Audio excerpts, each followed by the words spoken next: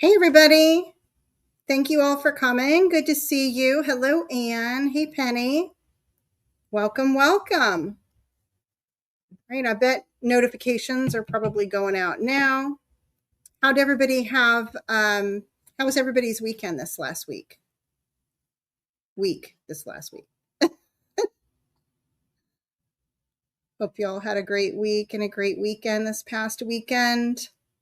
I'm excited about our chat today. I'll go ahead and just kind of jump into some of the basic stuff that I share with every week for every week's live, and then we'll hop right in and talk about some heart tonic herbs and talk about creating a cardiac supportive herbal tea blend. Hey, Heather, thanks for coming, friend. Appreciate you guys. So just a reminder, this live is for beginning herbalists to experienced herbalists. Every week we talk about herbal concepts. I try to dig a little deeper in than what you normally hear in some videos and some herbal lives.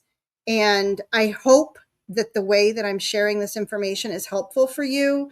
And I hope that it helps you to gain some insight into some of the dynamics and the ways of thinking that an herbalist uses when they are preparing any kind of herbal remedy for anybody, themselves or their family, how the professional herbalists do it.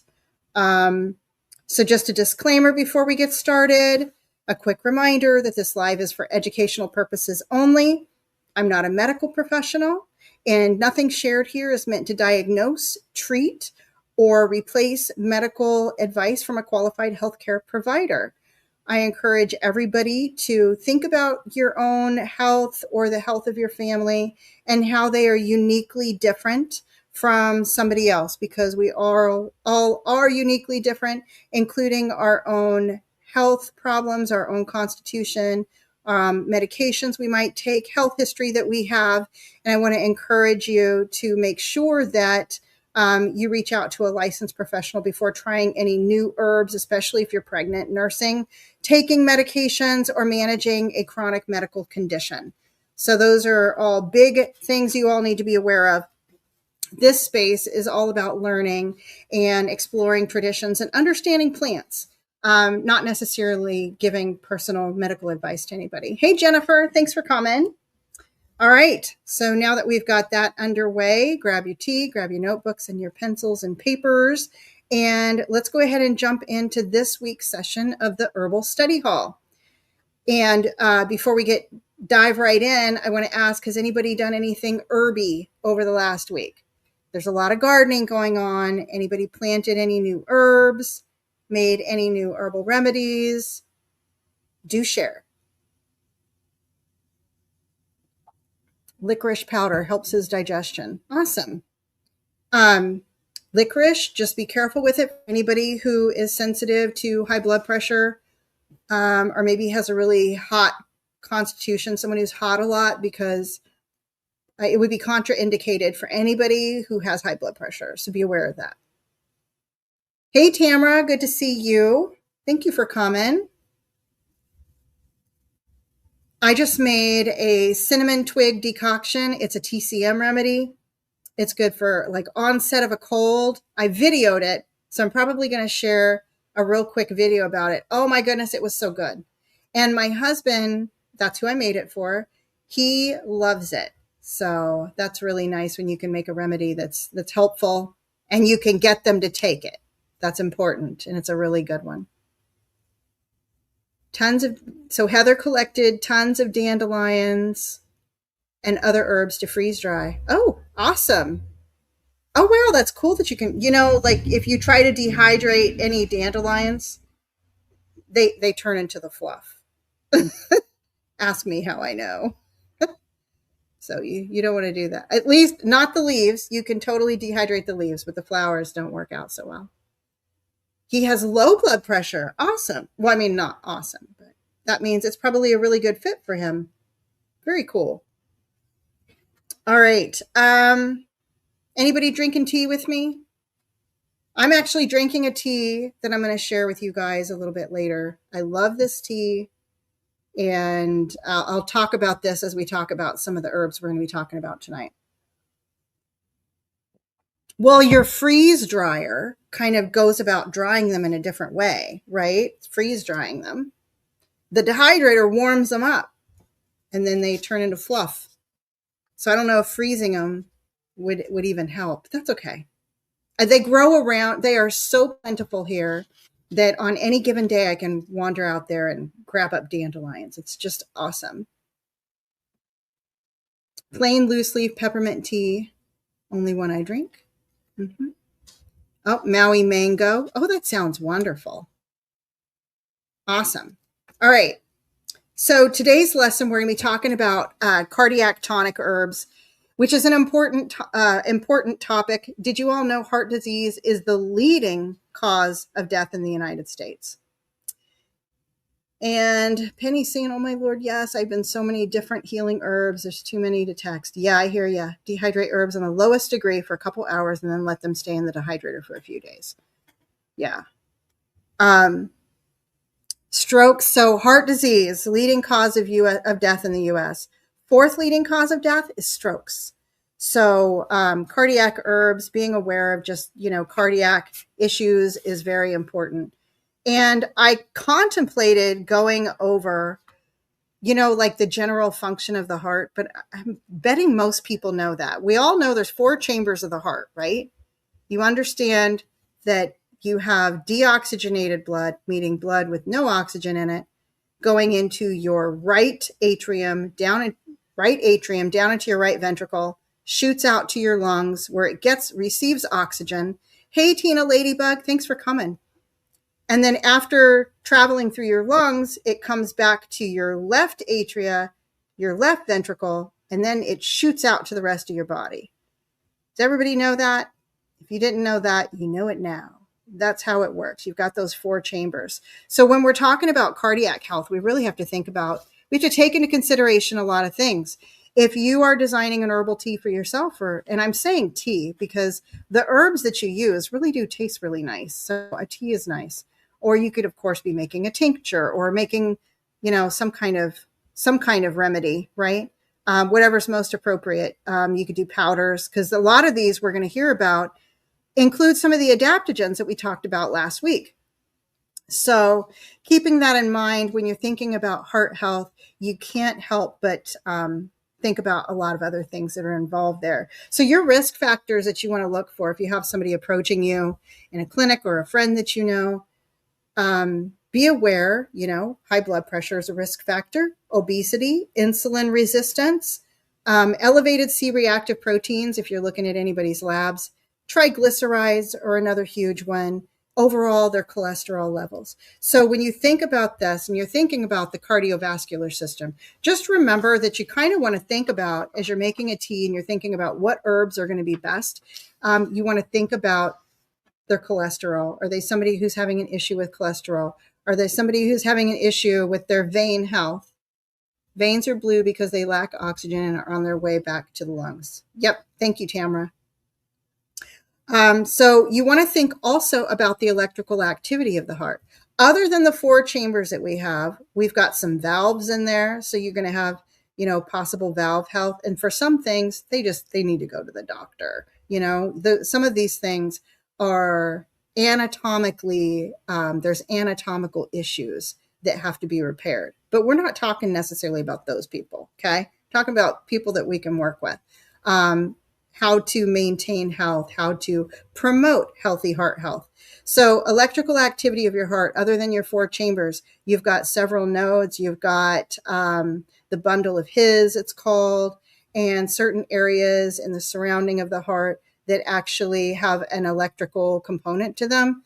And that's what is triggering your heart to beat. Hey, Aidenir, thanks for coming. So your blood vessels, think about blood vessel health.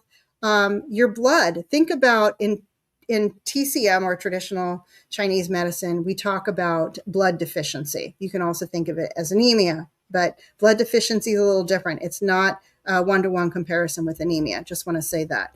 So you want to think about the ability of the body to also be bringing the blood back to the heart to be reoxygenated through the lungs. So then that means, how are the lungs? How is this person's daily activity? Are they breathing? That's one of the reasons exercise is good. Exercise is good because it promotes circulation throughout the whole body. So blood circulation, another important component, right? So there could be peripheral vascular disease, atherosclerosis. All of these things, you can't just talk about tonic heart herbs or cardiac heart herbs without thinking about all of these other components that are involved in making sure that somebody has a healthy heart function. So in TCM, there's also chi deficiencies, and I'm going to touch on a little bit of how we look at that from the TCM lens, just a little, because that's what I'm going to school for right now is my traditional Chinese medicine herbal education. Just let me reminder that thank you so much, Penny. I appreciate that. So another quick reminder on what is a tonic herb. Tonic herbs are herbs that are nutritive. Tonic herbs help to regulate body systems and restore normal function. And we talked about this, I think the live before the last live, I think it might have been like lesson 6 or 7.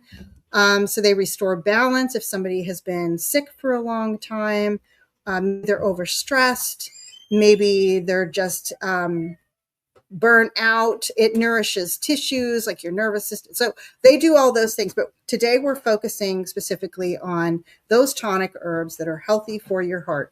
Also, when we're talking about tonic herbs, we're talking about herbs that tend to be gentle and safe for long-term use. And that's really nice. And then we're talking about herbs that it might not be herbs that you necessarily would use for an acute condition because it takes a while for them to be in your system to make you healthy. Another thing I wanted to chat about was adaptogens, because some of the adaptogens that we talked about are going to also be cardiac tonic herbs. And just a reminder, in order for an herb to be qualified as an adaptogen, they have to be non-toxic. They have to increase adaptive energy, helping your body to be resilient with everyday stresses. They produce a non-specific disease response to stress. So an adaptogen is really providing overall stress resilience and nourishment to the body. They regulate and reduce excessive cortisol and adrenaline levels. And we chatted about that a couple of lives ago also. Restore and regulate your HPA axis and your SAS function. They work on a cellular level, have a normalizing effect on the body, so basically help to regulate. So some of the adaptogen herbs that also are effective include your, let me come over here. Here we go.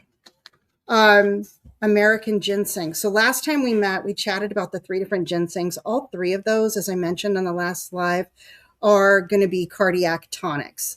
So that's a wonderful thing. Also, your cordyceps, eleuthero, Jaugulan, reishi. Reishi is one of my favorites. I'll probably do a monograph on that one of these days. A reishi coffee is an excellent way to incorporate that into your diet. And if you're not making your own, which sometimes it's better to just buy it than it is to make your own, because you're not getting all the constituents out of your coffee when you just make your own. And the reason, unless you're using a tincture that's been processed twice, once by alcohol, once by water, because reishi's molecules the constituents aren't just pulled out via water only. So kind of keep that in mind. But reishi's another one. Now, of those that are cardioprotective, those are termed cardioprotective herbs.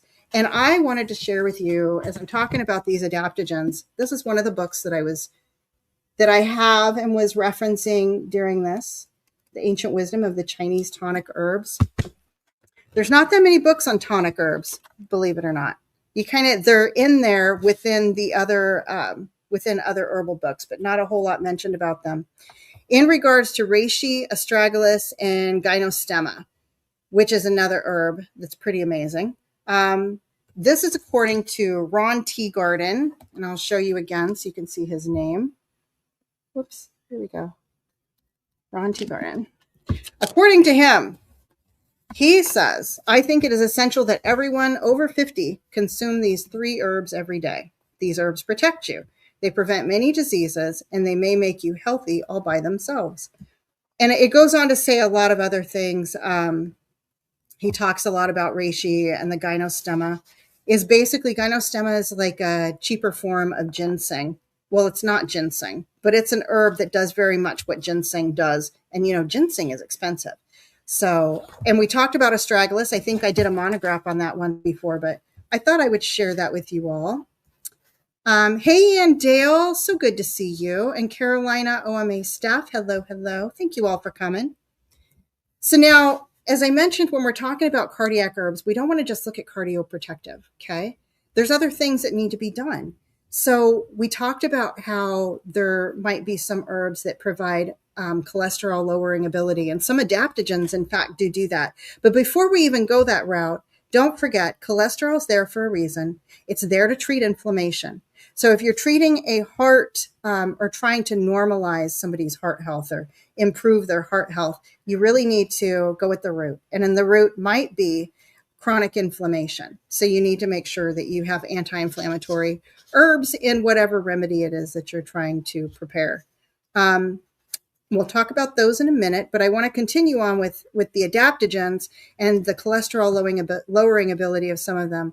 All of the herbs, for the most part, that I just mentioned are also cholesterol lowering, including holy basil, licorice, and filbeck. Licorice actually helps lower your cholesterol. Reishi, the reishi mushroom is good for that. And there's some that also help regulate blood pressure. 4 of those are listed, actually.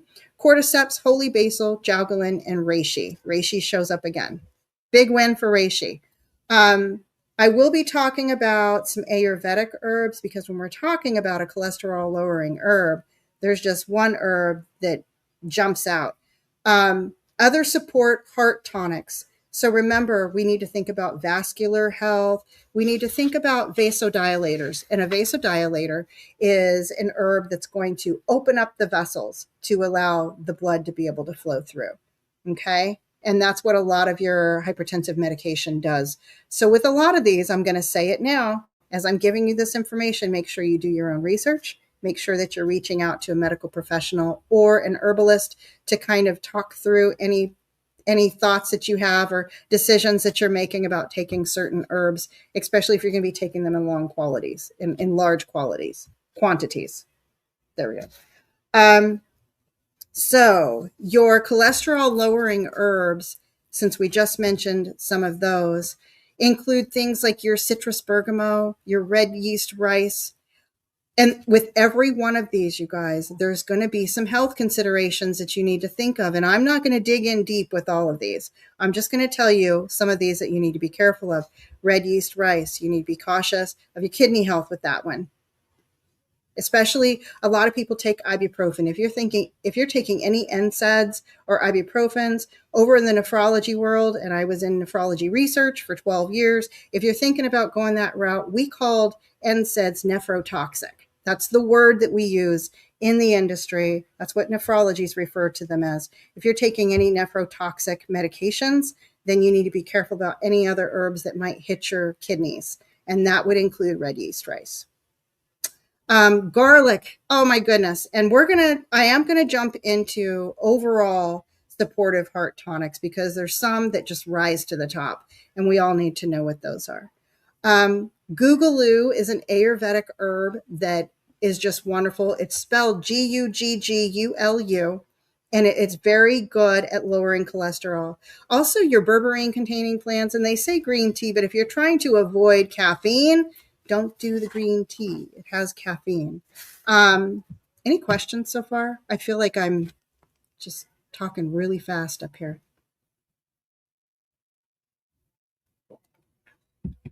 All right. If we want to chat about overall heart tonics that are just great for heart health, that have long-term safety profiles, we cannot begin without talking about hawthorn. Hawthorn is used in so many different countries And I think I put it in my monograph. I'm like, where in my notes did I put that? It is considered in the Commission E in Germany to be first-line treatment for any high blood pressure patients. There are clinical trials showing effectiveness from high blood pressure all the way up through stage 2 congestive heart failure. It is an incredible herb. It's a cardiotonic, a vasodilator. We'll talk about it more in a minute. It strengthens your heart muscle, improves coronary circulation. So there's a couple different ways you look at circulation. You can look at it throughout your vessels, peripherally, meaning like way out in your legs and, you know, your hands and whatnot, and then your coronary vessels. And it actually improves coronary circulation as well as normalizes blood pressure and heart rhythm.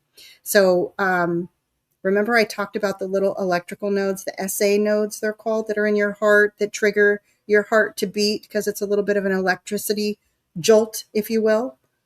Well, some people have arrhythmia issues. Hawthorn is a great herb for people like that. It also reduces inflammation, cholesterol, and it is often a foundational herb for a lot of heart tonic remedies. Heart, if you see a tea and it's called a heart ease tea or something like that, I'm sure it has hawthorn in it. Another one is motherwort. Motherwort, overall, great safety profile, cardiac nervine, antiarrhythmic, calming, especially useful for palpitations and tachycardia. Herb tea like mint, a very good alternative. Hawthorn berry, leaf, and flower, heather. Green and black tea and all the other regular teas except urban root tea naturally contain more fluoride. Okay. I was going to say mint compared to hawthorn. I don't know about that. But I didn't see what else you said, Jennifer. Now I gotcha. So also motherwort's great for any anxiety-related symptoms, which leads us to believe, don't forget, when people are having issues with stress, they're having probably issues with anxiety, depression. These things need to be treated. So again, if you're thinking about a cardiac tonic, you're thinking about preparing a tea, a tincture, you need to think about, what is this person experiencing? What have they gone through? What are their current symptoms? What is their constitution? Are they running hot? Are they running cold? Do they have high blood pressure? Are they experiencing arrhythmia in any fashion, whether it's palpitations or AFib? Are they on medications?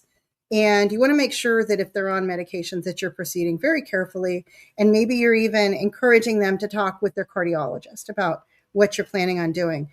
There's a lot of doctors that are becoming aware of the effectiveness and the supportive integrity of herbs to their patients' care, and they want them healthy too. So including them, kind of betters the odds, because we all know, and this is the next herb on the list, garlic. All your doctors are going to tell you, eat garlic. Eat garlic. It has an incredible long-standing clinical trials on the effectiveness of garlic on cholesterol balance and blood pressure and heart health. And it also prevents plaque buildup. That's another thing, right? And so easy to fit into your daily lifestyle is eating garlic fresh. If you get any form of garlic as a supplement, you need to be looking for a chelated garlic. So keep that in mind. And then there's another herb here that's not real common. Hey, Linda, thank you so much. Appreciate you coming. And that is Arjuna. And I'll type it in the chat here. So Arjuna bark, it's actually the bark that's used. And this is in Ayurvedic medicine. It's very comparable to hawthorn in the value that's attributed to this. So it's also cardiotonic, cardioprotective, mild diuretic, astringent, antioxidant. All of these great things. Strengthens and tones the heart muscle, supports healthy blood pressure and circulation, improves cardiac output and efficiency, protective against ischemic damage and oxidative stress, considered one of the best single herbs for cardiovascular health, which is exactly like hawthorn is another one considered one of the best single herbs for cardiovascular health. But you're going to choose Arjuna when there might be cardiac weakness coupled with tissue laxity. So maybe an older patient, If there's signs of heat or inflammation that are present, if you want an herb that has more of an astringent strengthening effect or post-stress or post-illness recovery, that's going to be the herb that you'll probably select over hawthorn. Whereas hawthorn's going to be better for vasodilation. Remember, opening up those vessels so the blood can flow through and circulation support. If there's hypotension or lipid imbalance, so hawthorn might be for your patient who also has swelling in their ankles in the late afternoon, early evening. Jennifer's given some great comments in the chat. Hope you guys are checking those out. And then hawthorn is also more food-like. So these are great safety profiles for these herbs that I just discussed. Those are at the top of the list. And other than these, I do want to continue to drill down because it doesn't stop there. We can't just take those and expect for everything to get better. There's more that needs to be done. And I'm not going to tell you what not to eat, okay? I'm not going to tell you what not to eat, what not to drink. Everyone, you know what you should not be eating and drinking. So continue to work on that. Eliminate as many toxins as in your life as you can, and drink plenty of water. I have sitting next to me, not just my cup of tea, but I also have my cup of water. And I try to make sure that I'm drinking water all day long because happy vessels are hydrated vessels. So keep that in mind. And especially if you're going to ever go get your blood taken, make sure that you're hydrated, or you're going to be poked a lot while they try to find your shriveled up vessel. All right. So we talked about the overall heart tonics. If we want to think about vascular tonics and how we increase our vascular health, and again, I'm not going to tell you to exercise more and walk and move. I'm not going to tell you because I know that you need to do this. And I'm not going to tell you that you need to breathe, that you maybe sometimes, if you're too tired to get up and exercise and do a little video on YouTube of somebody exercising, that you spend a couple of minutes taking deep breaths in and deep breaths out. There's a reason you do this, and it's not all about your lungs. It's all about your vascular health. Because remember, your deoxygenated blood is going into your right chamber of your heart in atria, down into your right ventricle, right over into your lungs to get oxygenated, and then coming up to your left atria, your left ventricle, and then it's shooting out to your body. So your vascular health is important. You need to be able to get the blood back. If you have cold hands and feet, that means you're having challenges with your circulation. And I'm rattling on. Hello to everybody that has joined the chat. Thank you all so much for coming. Vascular tonics. So these are tonic herbs that help your vascular system, including your arteries, veins, your capillaries. Okay. They help improve tone, elasticity, integrity, and circulation overall. So those herbs include here's a really nice, easy one, great safety profile, calendula. Calendula is a great herb for vascular health. And don't forget your ginger. We've talked about ginger before. I've shared recipes that include ginger, and it's a food. It's like a very safe food to include in your tea. Also, ginkgo biloba, gotu kola, which is highly effective. If you're going to talk about vascular tonics, I mean, I'm going kind of in alphabetical order, but I could have started with gotu kola because that one is super highly effective. Hawthorn is already there. We've already mentioned that as a main cardioprotective herb, but hawthorn is also an excellent vascular tonic. And linden flower, which I love linden. I love linden flower. It's an amazing herb.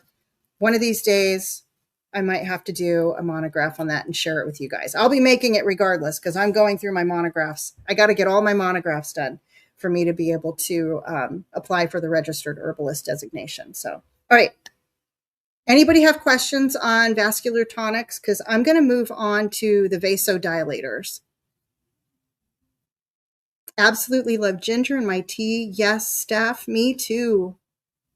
I love a tea with ginger and lime. Those make such a great combo. All right, so your vasodilators. These are your herbs that cause peripheral dilation. So we're talking about in your peripherals. That means your legs. That means maybe your hands, right? Peripheral being further away. So all of those guys. And that includes at the top, remember we talked about Arjuna bark earlier? That's one of them. Cayenne pepper is another. Cayenne is also a great emergency herb.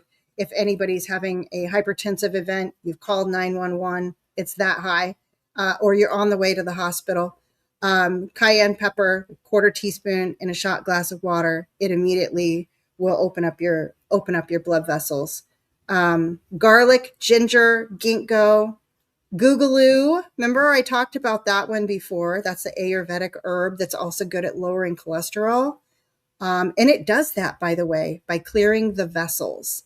So think about what's in the vessels, all of the plaque that's trying to build up, your cholesterol trying to build up. Googaloo helps to remove that. Hibiscus. And I know some of you were probably wondering when I was going to be mentioning hibiscus. Hey, Arc Wildman. Sassafras tea. Yum. I'll bet that's good. Makes me think root beer. But I have not tried it by itself. Awesome, Tamara. Yes, calendula seeds. Those are so good on so many levels. It can be used for making soap. It can be used for a tea. It can be used for a salve. So many good things. Mineral water with ginger is a great idea. Yes, Heather, so many things.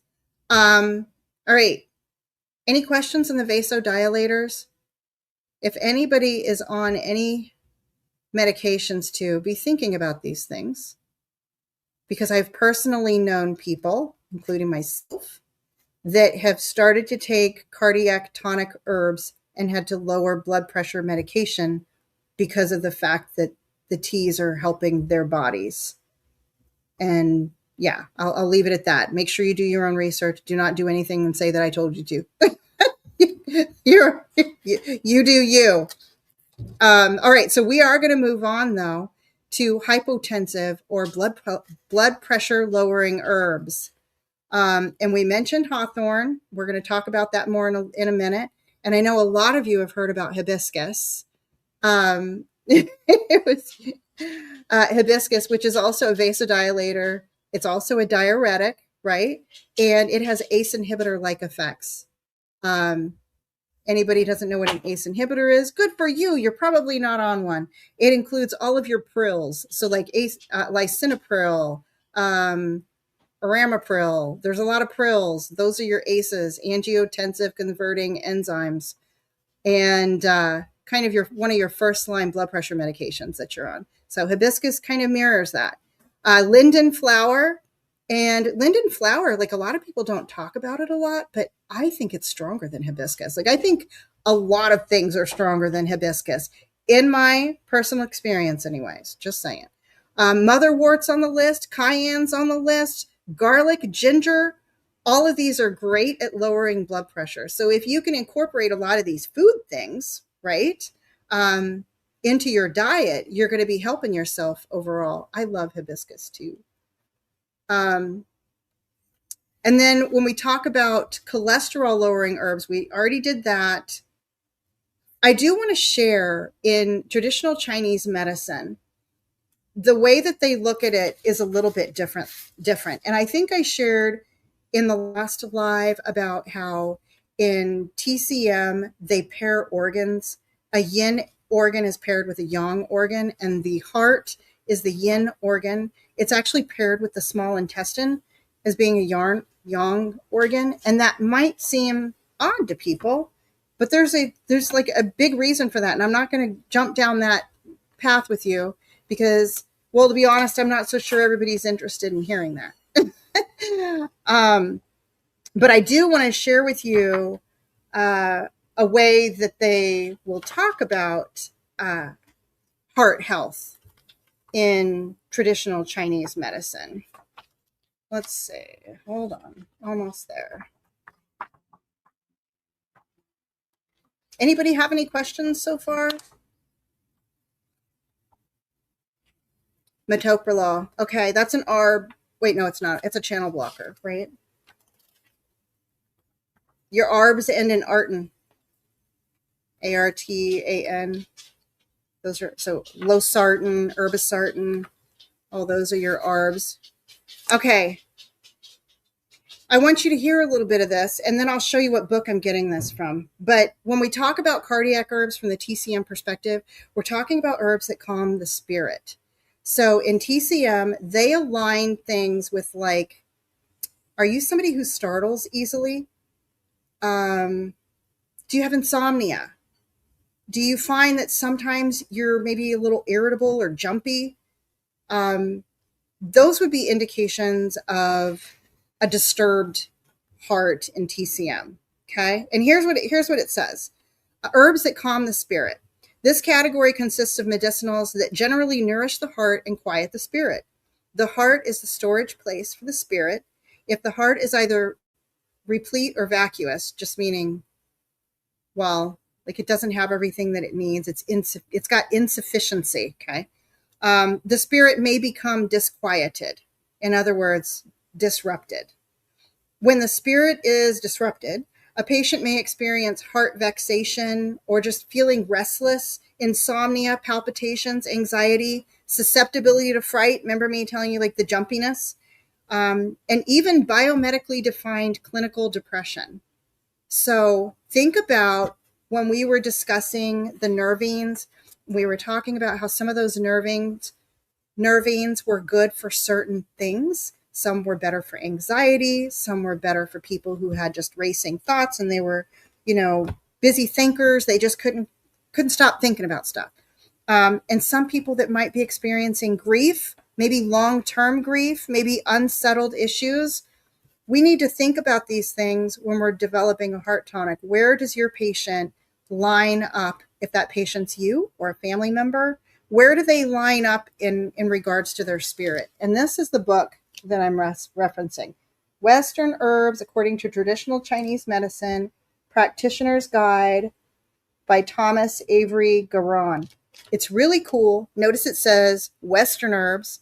So it's really cool that it shows all of the Western herbs according to TCM, because it's nice to see the interchange between the TCM herbs and your Western herbs and what you can maybe use in lieu of one versus the other. Anybody have any questions? I feel like I'm talking a lot. Beta blockers and generally take thyroid medication also. It is amazing to me how many people are on thyroid medication these days. I can just remember being younger, and if somebody had a hypothyroid, it was like, oh my gosh, she's got a hypothyroid, You didn't hear of it very often at all. And now it's just, there's so many people, it's just wild how many people. But you got to keep that in mind when you're looking at your medication. So your heart races really fast at times.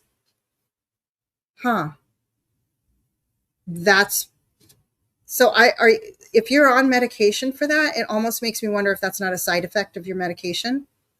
And maybe you should chat with the doctor about that. Because what I hear about, just coming from my clinical experience, is that when people have a racing heart, that's usually often attributed to hyperthyroid. So if you're hypothyroid and you're on medication, maybe it's putting you in a hyperthyroid state. Just a thought.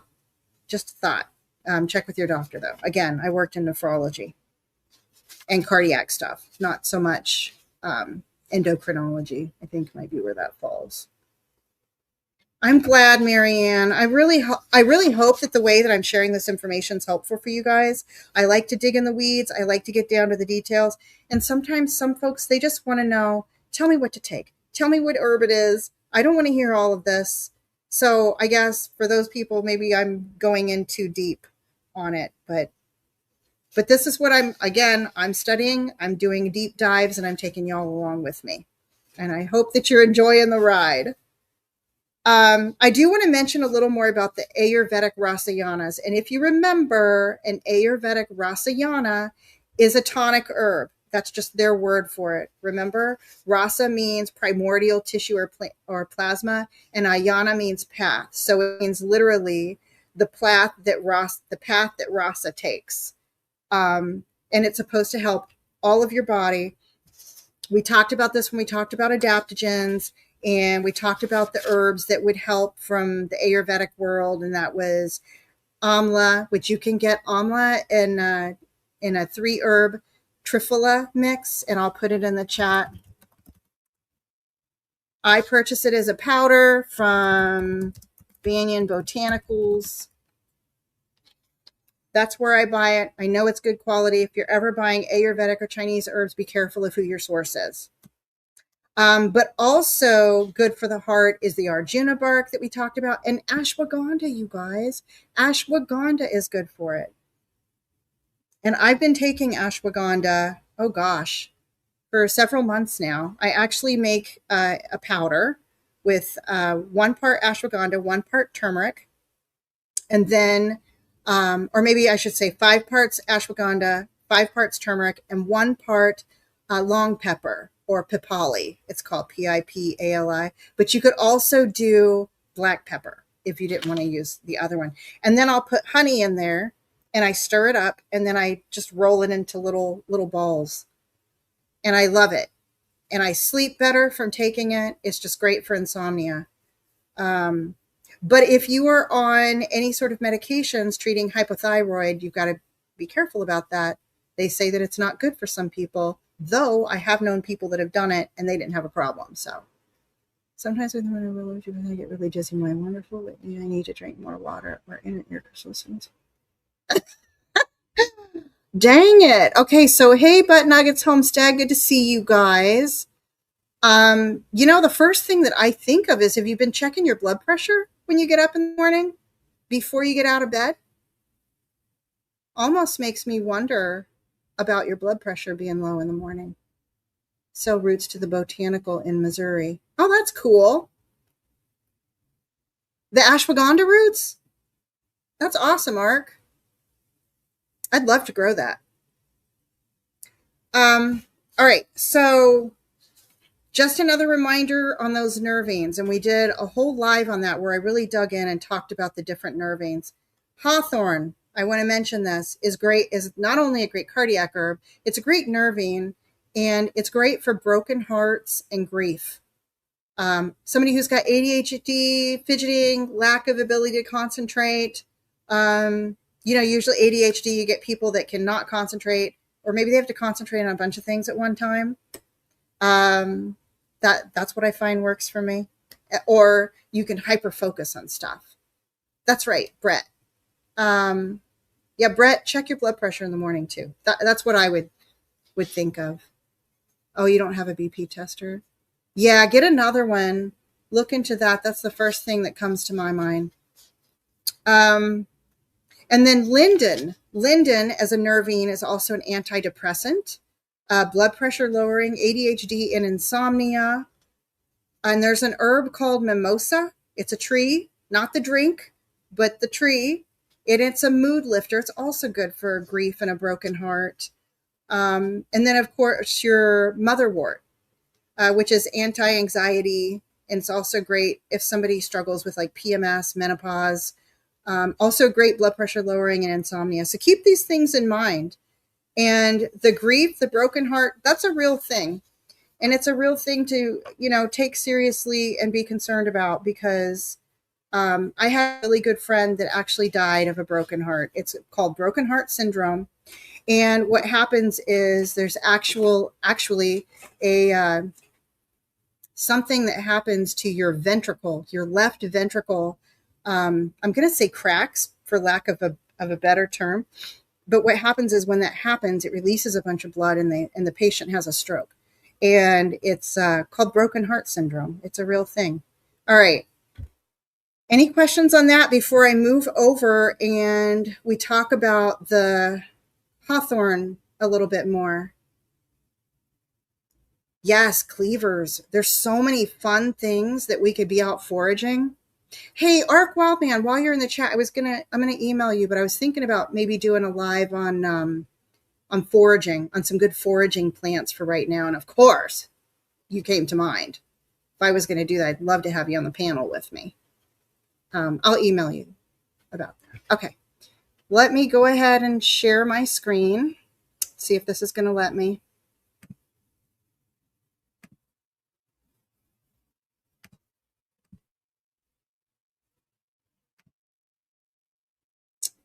Okay. See if I'm frozen. Oh, good. I'm not frozen. Okay, cool. Let me make this a little larger. All right. So here's our friend hawthorn. Y'all see that? Okay. So this is, it can be a shrub or a tree, depending on how you manage it after you plant it. But it tends to grow well. And it can get up to 15 to 30 feet tall. It's got thorns on it though, so be careful of where you plant it. And it prefers full sun, well-drained soil, but it'll tolerate clay and rocky ground. I think it's the state tree of Missouri too. But you can keep it and grow it as a shrub. Yep, it sure does, Anne. I think it's a state tree of Missouri. I've seen them here. I think, and I'd really like to get one. I want to grow this because I use it. I use it a lot. It's probably one of the my top herbs that I really wouldn't want to be without. So there's the flowers, leaves, and the berries. You can use them alone. You can use them together. I like to use plants together because I think when you use plants together, that's kind of what nature intended in my mind, right? Yes, for natural fencing from trespassing neighbors.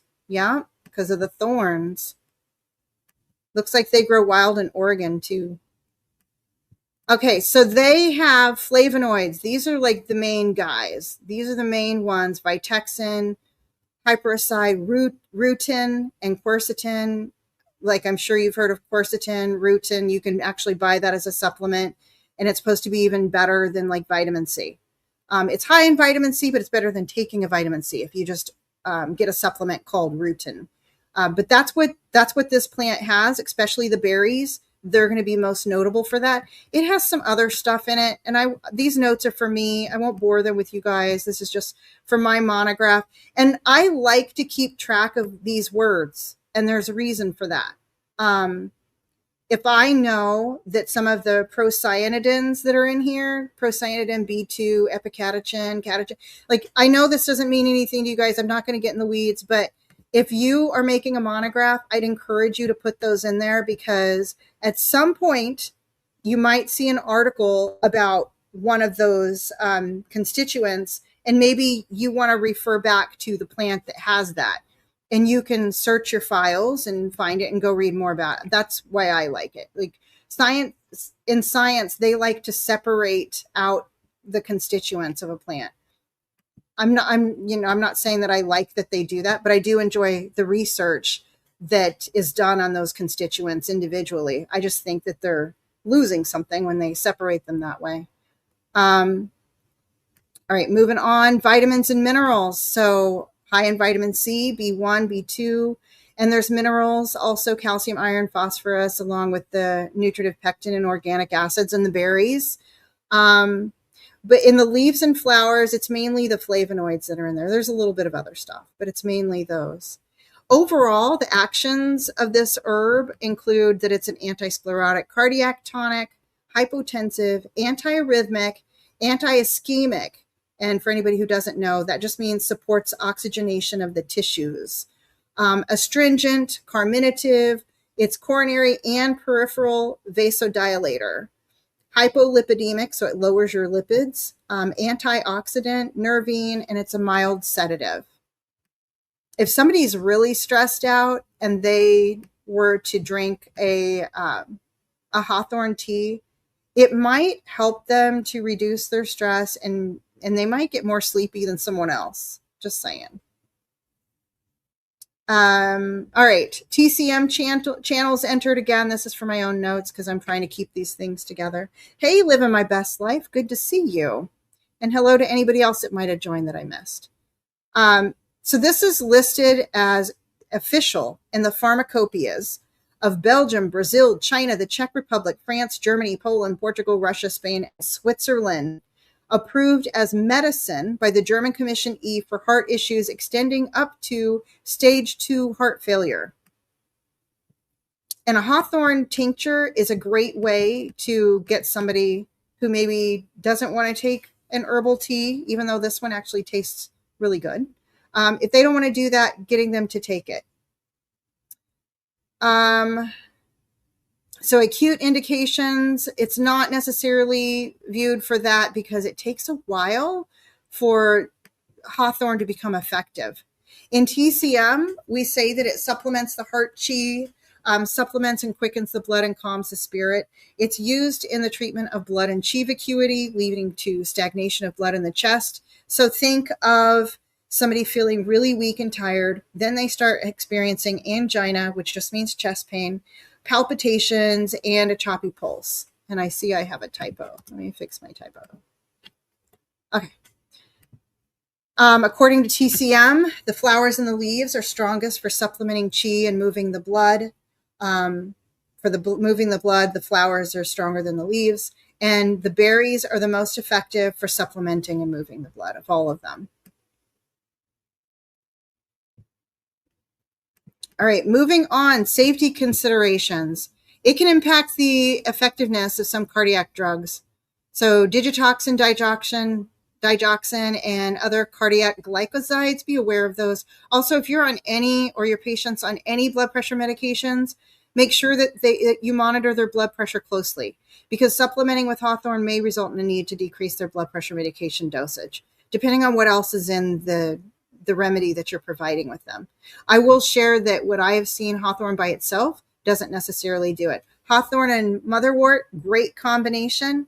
If you throw like linden in there, that's even better. But you got to make sure you take everything else into consideration.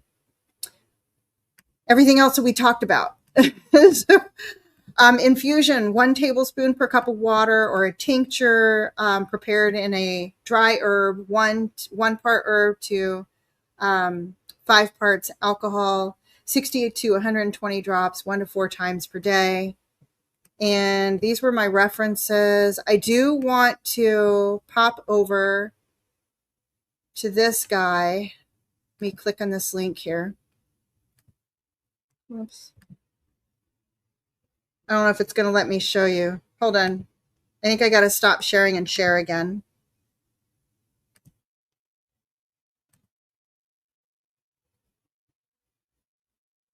Let's see. Is this it? Nope, that's not it. Oh, I probably am going to freeze up. Hold on.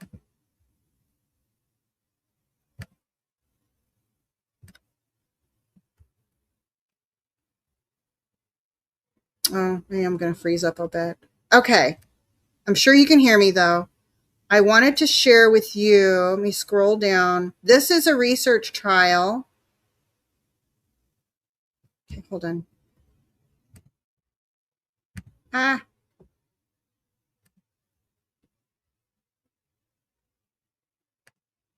It's not letting me share your browser has blocked your screen. Oh, okay. Let me go back to my notes. We'll do it that way.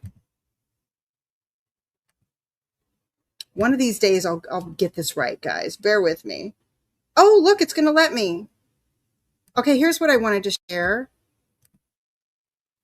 Okay. Let me see. Am I all froze? Oh, yeah, I'm froze. Hold on.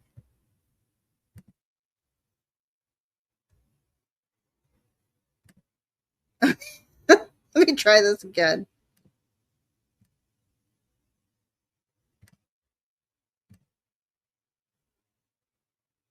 Okay.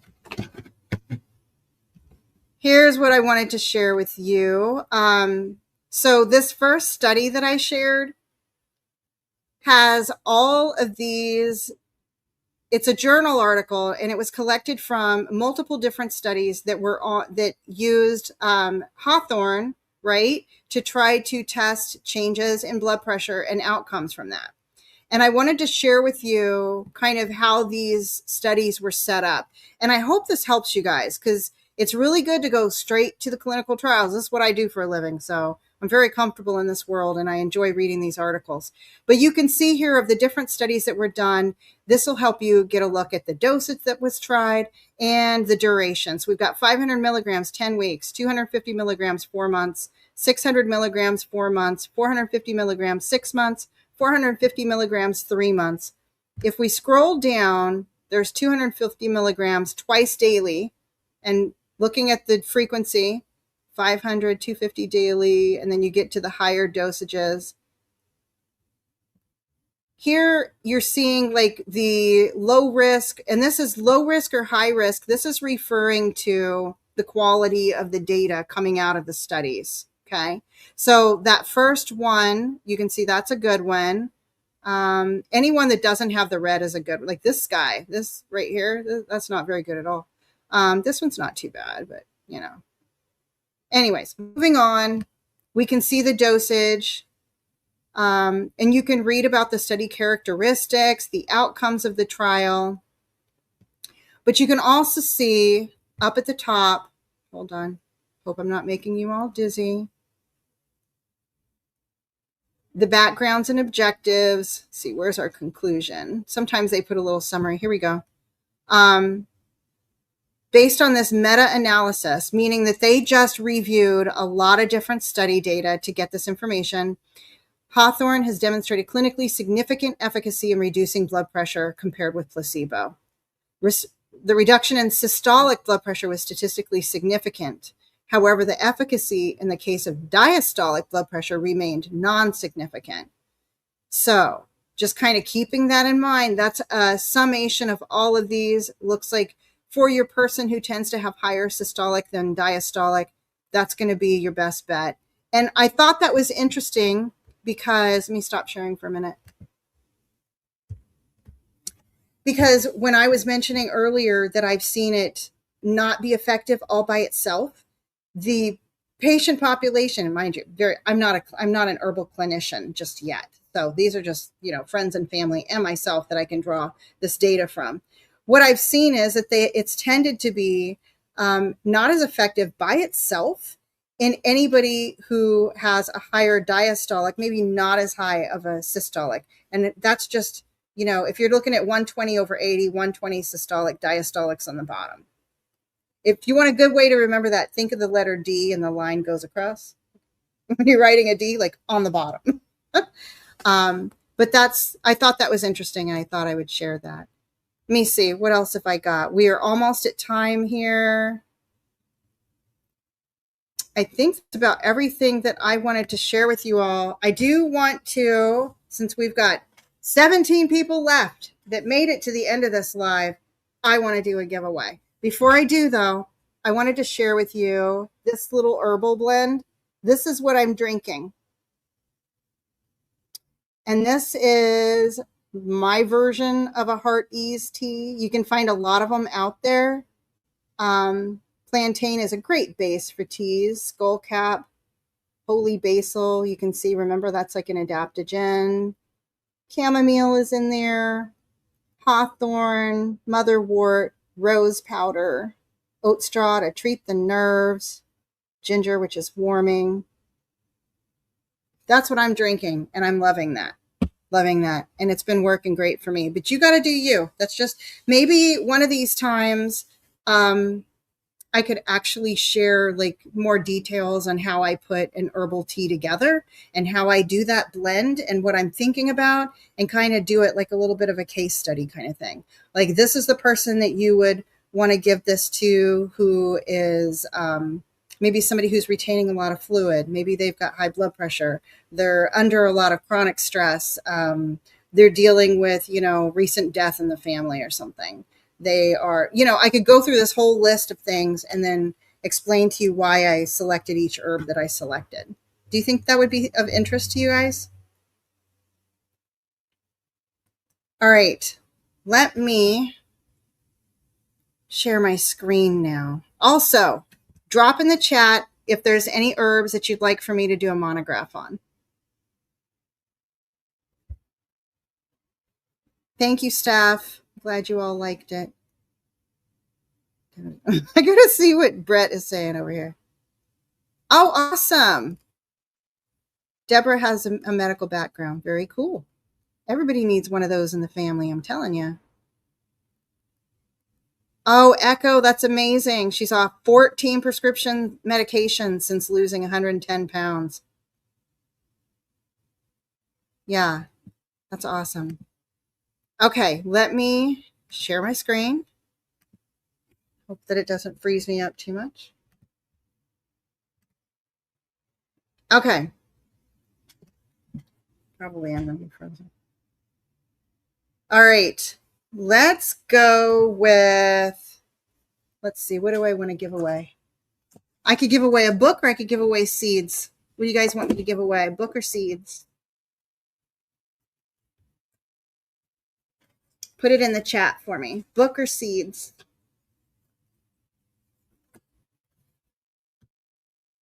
Any requests?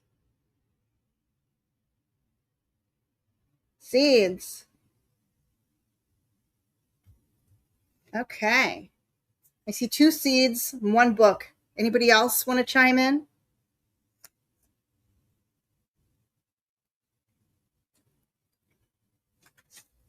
Thank you all so much for coming. Makes it funner when, when people show up. We got seeds. I can't between them. It's too hard.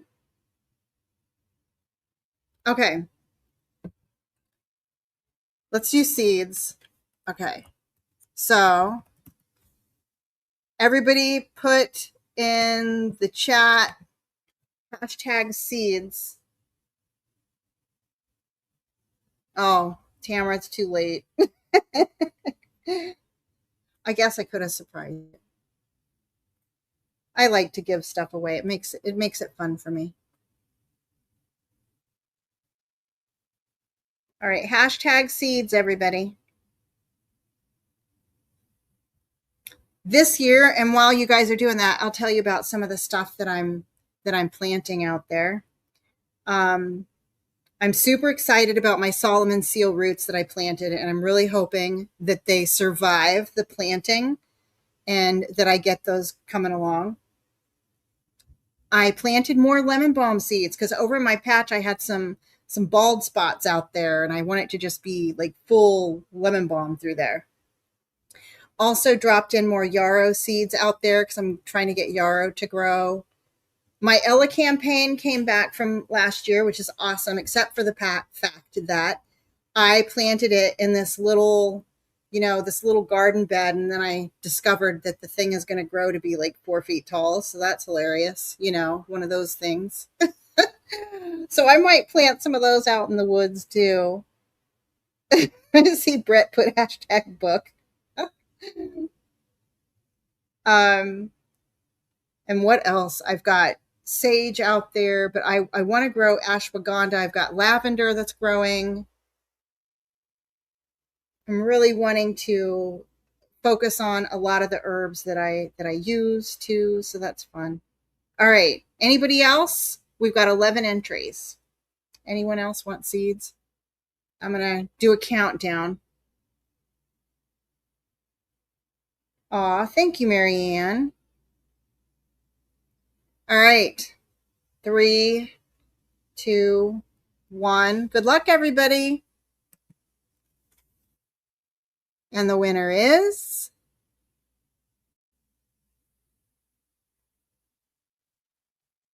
Tina Ladybug. Congratulations. All right, Tina, you need to email me. Let me write this down.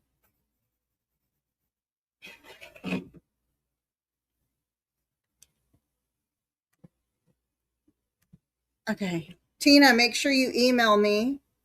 I think you here, I'll put my email in the chat for you. There you go. Send me an email with your address so I can get those seeds over to you. All right, guys, we are 5 after. So thank you all so much for coming. Make sure you do all the herby things this week and report back to me next week about what you've done.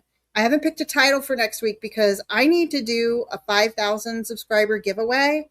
And I also would like to do just a chat about foraging, foraging spring herbs. And it feels like there's so many out there that are like ripe for the picking.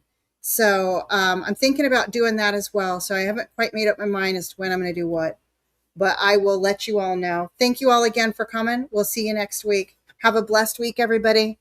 And remember, everybody, keep your joy, folks.